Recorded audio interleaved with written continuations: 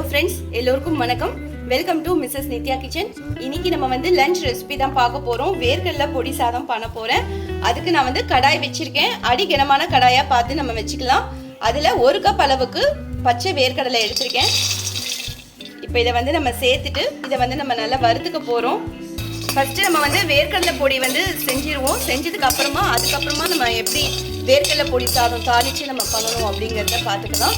இது வந்து நம்ம டிஃபன் பாக்ஸ் ரெசிபியாக நம்ம வந்து கட்டி கொடுத்துக்கலாம். ரொம்பவே யூஸ்ஃபுல்லாக இருக்கும். நம்ம இந்த பொடி வந்து செஞ்சு நம்ம ஸ்டோர் பண்ணி வச்சிட்டோம் அப்படின்னா நம்ம வந்து எப்போ வேணுமோ அப்போ டக்குன்னு நம்ம வந்து மிக்ஸ் பண்ணி நம்ம வந்து எடுத்துக்கலாம். இப்போ இந்த பச்சை வேர்க்கடலையை நான் வந்து நல்லா வறுத்துக்கிறேன். இந்த வேர்க்கடலை பொடிக்கு வந்து பார்த்திங்கன்னா நான் வந்து பச்சை வேர்க்கடலை சேர்த்துருக்கேன். இது கொஞ்சம் நிறம் மாறுற வரைக்கும் நம்ம வந்து நல்லா வறுத்து எடுத்துக்கிறேன். இது தோலை வந்து எடுக்கணும்னு அவசியம் இல்லை. நம்ம நல்லா வறுத்துட்டோம்னா நம்ம வந்து அப்படியே நம்ம பொடி பண்ணிக்கலாம். கொஞ்சம் கலர் சேஞ்ச் ஆகிற வரைக்கும் நம்ம நல்லா வறுத்துக்குவோம். இப்போ பார்த்தீங்கன்னா நான் வந்து ஒரு 5 நிமிஷமாக வறுத்துட்ருக்கேன். நமக்கு வருக நம்ம வந்து அந்த தோல் எல்லாம் நமக்கு வந்து தன்னால் உறிஞ்சி நமக்கு வந்துட்டுருக்கு. இந்த அளவுக்கு நல்லா வறுத்ததுக்கு அப்புறமா நான் வந்து இதை ஒரு கேஸ் ஆஃப் பண்ணிவிட்டு பிளேட்டில் மாற்றிக்கிறேன். இப்போ நான் வந்து இந்த வேர்க்கடலை எல்லாமே வறுத்தது எல்லாத்தையும் நான் வந்து ஒரு பிளேட்டில் போட்டு ஆற வச்சாச்சு. இது கொஞ்சம் ஆறட்டும். இதுக்கு அடுத்ததாக நான் கடாயில் 1 கப் அளவுக்கு கடலைப்பருப்பு எடுத்திருக்கேன். எண்ணெய் எதுவுமே விடாமல் தான் நம்ம வந்து வறுத்துக்க போகிறோம். அப்போ தான் நமக்கு வந்து ஸ்டோர் பண்ணி வச்சுக்கிறதுக்கு நல்லாயிருக்கும். இப்போ இதை வந்து நம்ம வறுத்துக்கலாம். இப்போ இதை வறுத்துட்டு இருக்கும் போதே நான் வந்து உளுத்தம்பருப்பு வெள்ளை உளுந்து எடுத்திருக்கேன். முழு உளுந்து அதுவும் 2 கை அளவுக்கு நான் எடுத்திருக்கேன். இது ரெண்டுத்தையும் நம்ம போட்டுட்டு நல்லா வறுத்துக்குவோம். இதுவும் நமக்கு நல்ல நிறம் மாறி வரணும். நல்ல ஒரு வாசனை வர ஆரம்பிச்சிடும். ஒரு 5 நிமிஷம் நான் வந்து இதை தொடர்ந்து வறுத்துக்கிறேன். இப்போ பார்த்தீங்கன்னா நமக்கு பருப்பு ரெண்டுமே நல்லா வறுபட்டு வந்துச்சு. கலரும் சேஞ்ச் ஆயிடுச்சு. நல்ல ஒரு வாசனையும் வர ஆரம்பிச்சிருச்சு. இந்த சமயத்தில் நம்ம அந்த பருப்பையும் நம்ம எடுத்து பிளேட்டில் மாற்றிக்குவோம். இப்போ பார்த்தீங்கன்னா நம்ம வந்து கடலையை போட்ட அதே தட்டில் நான் வந்து இந்த பருப்பும் வறுத்துட நான் வந்து இதில் சேர்த்துக்கிறேன். இதுக்கு அடுத்ததான் நான் வந்து 1 கை அளவுக்கு பொட்டுக்கடலை எடுத்திருக்கேன். இதையும் நம்ம வந்து வறுத்துக்குவோம். 1 கைப்பிடி அளவுக்கு கருவேப்பிலையும் எடுத்துட்டு அதையும் இதோடு சேர்த்துருவோம். ஏன்னா நமக்கு இந்த ரெண்டுமே வந்து டக்குன்னு வறுந்துடும். ஒரு 2 நிமிஷம் வறுத்தாலே போதும். பொட்டுக்கடலை ரொம்ப நேரம் வறுக்கணும்னு அவசியம் இல்லை. அதே மாதிரி வேர்க்கடலை கருவேப்பிலையும் பார்த்தீங்கன்னா நல்லா சுருங்கி வந்துடும். லேசாக வறுக்கும் போதே நல்லா சுருங்கி வந்துடும். நான் வந்து ஈரமான கருவேப்பிலை போடாமல் நல்லா காய வச்சுதான் நான் வந்து வாஷ் பண்ணிவிட்டு நல்லா துணி வச்சு துடைச்சிட்டு அதுக்கப்புறம் தான் நான் வந்து சேர்த்துருக்கேன். அதனால் நமக்கு சீக்கிரமாக வறுபட்டு வந்துடும். இப்போ பார்த்தீங்கன்னா ஒரு 2-3 நிமிஷம் நல்லா வறுத்து இது பண்ணியாச்சு. நல்லா வறுபட்டு வந்துடுச்சு. இப்போ இதையும் மாற்றிக்குவோம் பிளேட்டில். இப்போ அதே பிளேட்டில் நான் வந்து பொட்டுக்கடலையும் கருவேப்பிலையும் மாற்றிக்கிறேன். இப்போ அதே கடாயில் பார்த்தீங்கன்னா 1/2 ஸ்பூன் அளவுக்கு ஜீரகம், 1/2 ஸ்பூன் அளவுக்கு மிளகு, இந்த ரெண்டுமே நான் வந்து சேர்த்துக்கிறேன். இது ரெண்டும் போடும்போது டேஸ்ட் ரொம்பவே நல்லாயிருக்கும். மிளகு உடம்புக்கு நல்லது. என்னதான் மிளகா வத்தல் சேர்த்தாலும் கொஞ்சமாக மிளகும் சேர்த்தோன்னா நமக்கு டேஸ்ட்டுக்கு இப்போ இதை போட்டுட்டு ஒரு 2 செகண்ட் நம்ம வறுத்தாலே போதும். இப்போ நமக்கு ஜீரகம் நல்லா பொரிஞ்சு வெடிக்க ஆரம்பிச்சிருச்சு. மிளகும் வெடிச்சிட்ருக்கு. இந்த சமயத்தில் நான் இதை எடுத்துடுறேன். இப்போ நம்ம வறுத்து வச்சிருக்கிற மிளகு ஜீரகம் இதையும் நான் வந்து இதில் சேர்த்துடுறேன். இப்போ நான் கடாய் வச்சுட்டு அதில் ஒரு 2 ஸ்பூன் அளவுக்கு எண்ணெய் விட்டுருக்கேன். இப்போ நம்ம வந்து மிளகாவத்தில் போட்டு வறுக்க போகிறோம். எண்ணெய் விட்டால் தான் நமக்கு வந்து நல்லா வறுபட்டு வரும். நான் காரத்துக்கு வந்து ஒரு 9 மிளகாவத்தல் வரைக்கும் நான் எடுத்திருக்கேன். உங்கள் காரத்துக்கு ஏற்ற மாதிரி நீங்கள் சேர்த்துக்கோங்க. ரொம்ப நேரம் வறுக்க தேவையில்லை. லைட்டாக நம்ம வறுத்தாலே போதும். கொஞ்சம் நேரம் மாதிரி வந்த உடனே நம்ம எடுத்துடலாம். இப்போ நமக்கு மிளகாவத்தல் வந்து நல்லா வறுபட்டு வந்துருச்சு. நான் இதை தனியாக எடுத்து வச்சாச்சு. இப்போ நான் வந்து அதே எண்ணெயில் 1 கைப்பிடி அளவுக்கு தனியா எடுத்திருக்கேன். அதாவது கொத்தமல்லி விதை அதையும் எடுத்துட்டு, ஏன்னா நம்ம இந்த ரெண்டுமே எண்ணெயில் வறுத்தாதான் நமக்கு நல்ல வறுபட்டு நல்ல நம்ம வந்து பொடி பண்ண முடியும். அதனால எண்ணெயில் கண்டிப்பாக இதை நம்ம வறுத்துக்கலாம். இப்போ இதையுமே நல்ல ஒரு வாசனை வர வரைக்கும் நான் வறுத்து எடுத்துக்கிறேன்.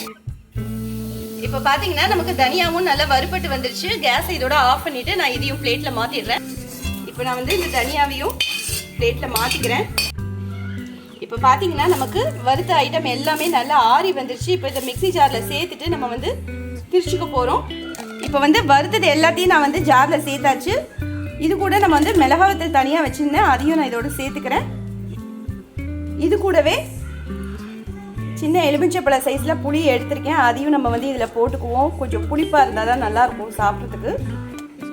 அதனால் புளியும் சேர்த்துட்டு நல்ல ஒரு திருப்பி நமக்கு கரகரப்பாக வேணும்னா கரகரப்பாக திரிச்சிக்கலாம். கொஞ்சம் நைஸாக வேணும் அப்படின்னா நம்ம நைஸாக திரிச்சிக்கலாம். அப்படி இல்லைன்னா ஒரு இது கொஞ்சம் கரகரப்பாக திரிச்சிட்டு இன்னொரு தடவை அடுத்த ரவுண்ட் போகும்போது நம்ம வந்து இன்னும் கொஞ்சம் நைஸாக திரிச்சு நம்ம வந்து மிக்ஸ் பண்ணிட்டோம்னா நமக்கு கரெக்டாக இருக்கும். இதை வந்து நான் கொஞ்சம் நைஸாக திரிச்சிக்கிறேன். ஏன்னா நமக்கு மிளகா வத்தல் புளி எல்லாமே நமக்கு அரைப்பட்டு வரணும். அதுக்காக இப்போ பார்த்தீங்கன்னா ரொம்ப நைஸாகவும் இல்லாமல் இந்த அளவுக்கு நான் வந்து திரிச்சிருக்கேன். ஏன்னா நம்ம போட்டுக்கிறது வேர்க்கடலைங்கிறனால ரொம்ப நைஸாக திரிச்சோன்னா கொஞ்சம் அப்படியே நமக்கு எண்ணெய் பசை வர ஆரம்பிச்சிடும். அதனால நான் இந்த அளவுக்கு கரகரப்பாக திரிச்சு எடுத்து வச்சுருக்கேன். இப்போ இதை வந்து நம்ம ஒரு பிளேட்டில் மாற்றிக்குவோம். இப்போ நான் மீதி இருக்கிற வறுத்ததையும் நான் வந்து மிக்ஸி ஜாரில் சேர்த்தாச்சு. இது கூட நம்ம வந்து உப்பையும் சேர்த்துருவோம். நல்லா மிக்ஸ் ஆகிடும். இதையும் நான் வந்து இதே அளவில் நான் வந்து ரொம்ப நைஸாகவும் இல்லாமல் ரொம்ப கரகரப்பாகவும் இல்லாமல் இதே இதில் நான் வந்து அரைச்சி எடுத்துக்கிறேன். இப்போ இது வந்து பார்த்திங்கன்னா கொஞ்சம் நான் வந்து கரகரப்பாக பருப்பு 1-2 இருக்கிற மாதிரி நான் இந்த அளவுக்கு திரிச்சிருக்கேன். இப்போ இதையும் நம்ம வந்து தட்டில் மாற்றிக்குவோம்.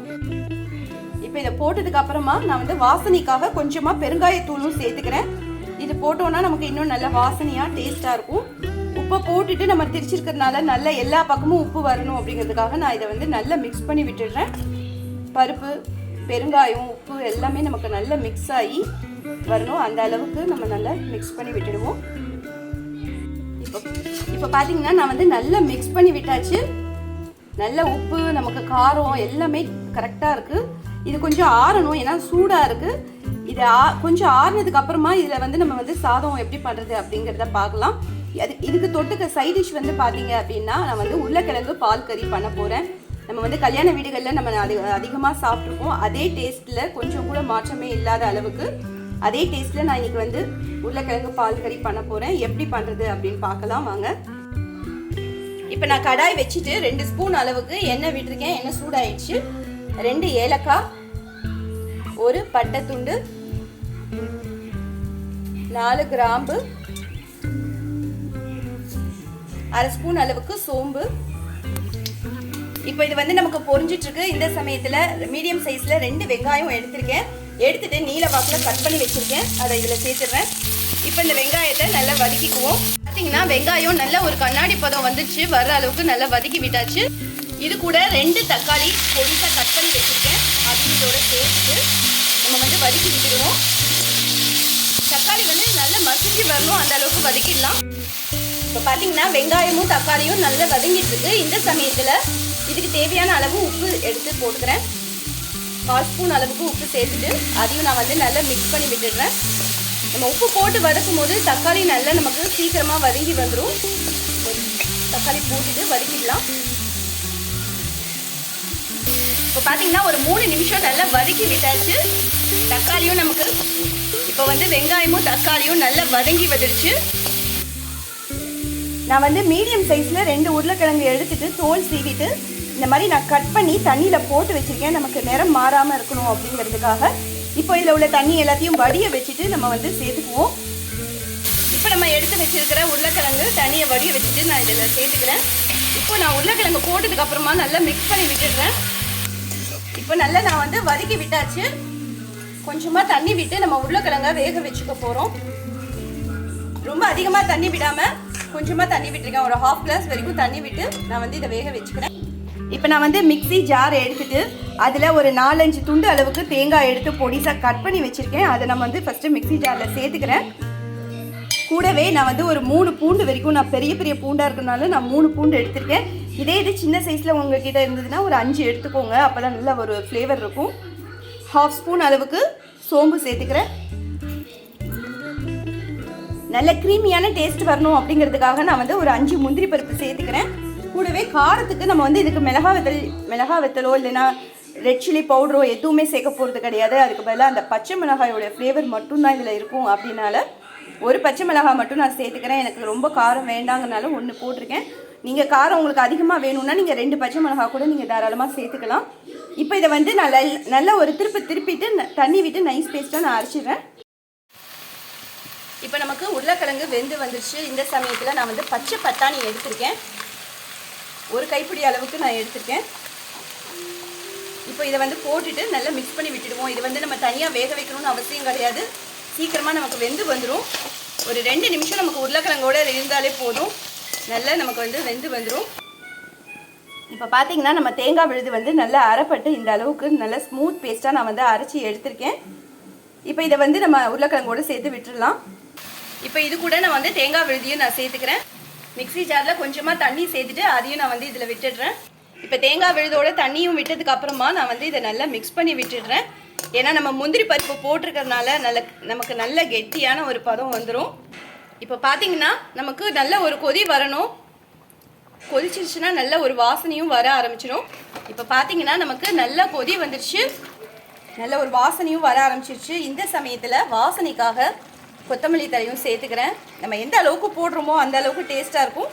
அதனால் நீங்கள் கொத்தமல்லி மட்டும் நல்லா கூடுதலாக சேர்த்துக்கோங்க, சூப்பராக இருக்குறதுக்கு. நம்மளுடைய உருளைக்கிழங்கு பால் கறி ரெடி ஆயிடுச்சு. இதுக்கு வந்து நம்ம மஞ்சள் தூள் மட்டும் சேர்க்கக்கூடாது, பார்க்குறதுக்கு ஒயிட்டாக இருக்கணும், அப்போ தான் நல்லாயிருக்கும். கல்யாண வீடுகள்லாம் நமக்கு இதே டேஸ்ட்டில் தான் இருக்கும். கண்டிப்பாக நீங்களும் இதே மாதிரி ட்ரை பண்ணி பாருங்கள். இது வந்து எதுக்கு வேணாலும் நம்ம தொட்டு சாப்பிட்லாம். லஞ்சுக்கு வந்து நம்ம சாம்பார், ரசம் அந்த மாதிரியும் சாப்பிட்டுக்கலாம். அப்படி இல்லைன்னா நம்ம வந்து வெரைட்டி ரைஸோடையும் வச்சு சாப்பிட்லாம், ரொம்பவே அட்டகாசமாக இருக்கும். இப்போ நமக்கு கொதிச்சு நல்ல கெட்டியான ஒரு பதம் வந்துடுச்சு. இதோட நான் வந்து கேஸ் ஆஃப் பண்ணிடுறேன். நம்ம ஆற இன்னும் ஒரு பதம் மாறும், அதனால கொஞ்சம் நல்ல கெட்டியாகவே ஆகிடும். ஆறுனதுக்கப்புறம் பார்க்கலாம். இதுக்கு அடுத்ததாக வந்து பார்த்திங்கன்னா தாளிச்ச வேர்க்கடலை சாதம். அதுக்கு நான் வந்து 2 ஸ்பூன் அளவுக்கு எண்ணெய் விட்டுட்டு 1/2 ஸ்பூன் அளவுக்கு கடுகு, 1/2 ஸ்பூன் அளவுக்கு உளுத்தம்பருப்பு, 1/2 ஸ்பூன் அளவுக்கு கடலைப்பருப்பு, ஒரே ஒரு மிளகாய் வத்தலும் கிள்ளி போட்டுருக்கேன். இப்போ இது வந்து நல்ல சிவப்பு ஆற அளவுக்கும் நல்ல வறுத்துக்குவோம். இப்போ பார்த்தீங்கன்னா கடுகு, உளுத்தம்பருப்பு எல்லாமே செவந்து வந்துடுச்சு. ஒரு வெங்காயம் நீல வாக்கில் கட் பண்ணிவிட்டு அதையும் நான் இதோட சேர்த்துடுறேன். கொஞ்சமாக உப்பும் நான் வந்து சேர்த்துக்கிறேன்.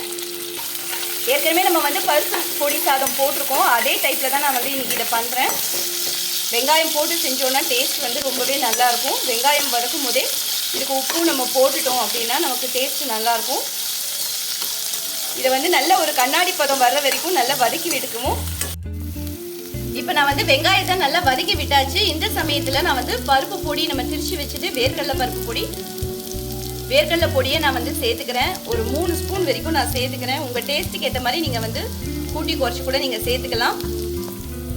நான் வந்து ஒரு 4 பேருக்கு செய்கிற அளவுக்கு நான் வந்து போட்டுக்கிறேன். அதனால் ஒரு 3 ஸ்பூன், நல்ல பெரிய ஸ்பூனாக நான் வந்து ஒரு 3 ஸ்பூன் வரைக்கும் நான் சேர்த்துருக்கேன்.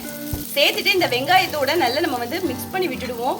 எல்லா பக்கமும் நல்லா சேர்ந்து டேஸ்ட் நல்லாயிருக்கும். இந்த எண்ணெயிலேயே நம்ம வதக்குறதுனால டேஸ்ட் வந்து ரொம்பவே நல்லாயிருக்கும். அதனால் நல்லா மிக்ஸ் பண்ணி விட்டுடுவோம். இப்போ வந்து பார்த்தீங்கன்னா நல்லா நான் வந்து மிக்ஸ் பண்ணி விட்டாச்சு. பெருங்காயம் வாசனை வந்து நல்லா வர்ற வரைக்கும் நான் வந்து நல்லா மிக்ஸ் பண்ணி விட்டாச்சு. இதோட கேஸும் நான் ஆஃப் பண்ணிட்டேன். இப்போ நம்ம வடித்த சாதத்தை நான் வந்து எடுத்துட்டு அதையும் நான் இதில் போட்டுக்கிறேன்.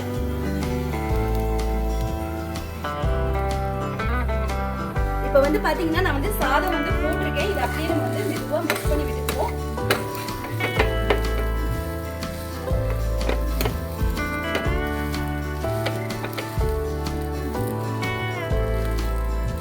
நம்ம வந்து கேஸ் ஆஃப் பண்ணிட்டு தான் இதை வந்து மிக்ஸ் பண்ணணும், இல்லைன்னா நமக்கு அப்படி கொலஸ்ட்ராலா வர ஆரம்பிச்சிடும்.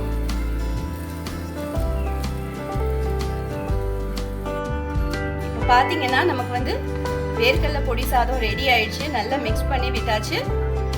அவ்வளோதான், ரொம்ப ரொம்ப டேஸ்டாக இருக்கும். கண்டிப்பாக நீங்கள் ட்ரை பண்ணி பாருங்கள். வாசனைக்காக 1 ஸ்பூன் அளவுக்கு நெய்யும் சேர்த்துக்கிறேன். இது போடும்போது இன்னும் நமக்கு டேஸ்ட் வந்து ரொம்பவே நல்லாயிருக்கும். நெய் விட்டதுக்கு அப்புறமா நல்லா நான் வந்து மிக்ஸ் பண்ணி விட்டுடுறேன்.